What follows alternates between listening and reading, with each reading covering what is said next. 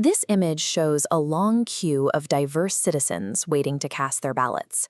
It's a snapshot of a staggering reality. Modern India has a population of over 1.4 billion people and an active voter base of more than 96.8 crore. Organizing this many differing interests into a single functioning government begs an obvious question. How does a system operate at this scale without collapsing into total chaos?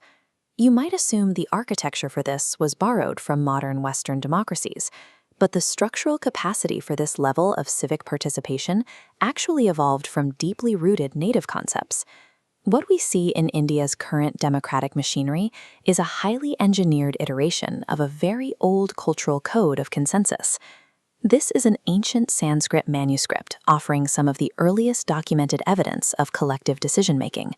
During the Vedic period, institutions known as the Sabha and Samiti gathered citizens for shared discussion and unified action. Later, early Buddhist monastic communities, the Samghas, embedded these practices even deeper into the culture, relying on formal debate and voting to make communal decisions. Those indigenous systems were severely disrupted over centuries of foreign invasions and foreign rule. By the 19th century, British colonization had centralized political power far away from the general populace. This changed in 1946. This group, the Constituent Assembly, was tasked with designing a completely new, independent system for a massive and highly diverse population. They realized quickly that a simple transitional government wouldn't work. They needed a flexible master blueprint capable of reuniting a fractured subcontinent. That blueprint became the Constitution of India, adopted in 1949.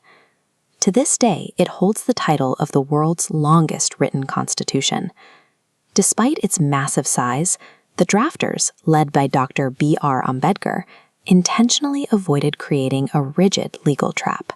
Under Article 368, the Constitution is explicitly allowed to evolve through lawful amendments, giving it the mechanical flexibility to meet changing socio-political needs.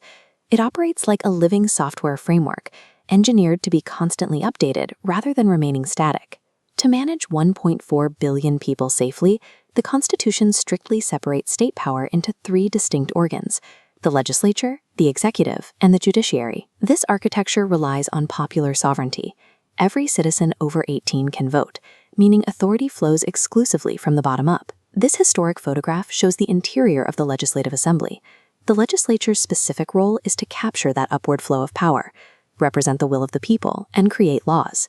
Once laws are made, the executive branch implements them. But every action is bound by the rule of law and the fundamental rights outlined in the Constitution, ensuring all citizens are equal and protected from arbitrary government overreach.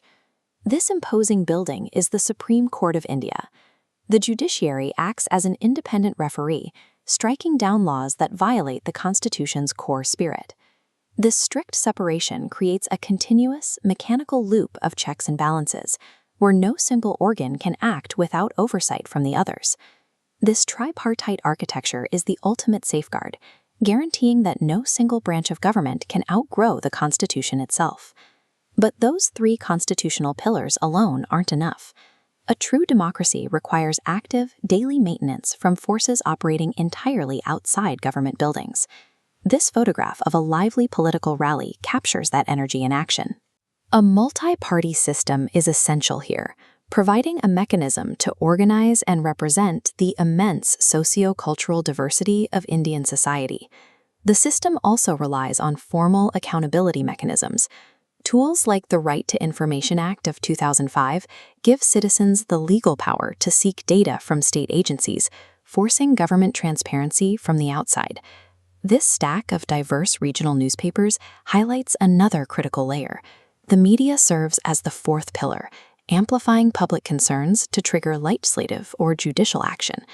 Together, political parties, transparency laws, and a free press act as crucial outer defenses, keeping the inner structural pillars honest.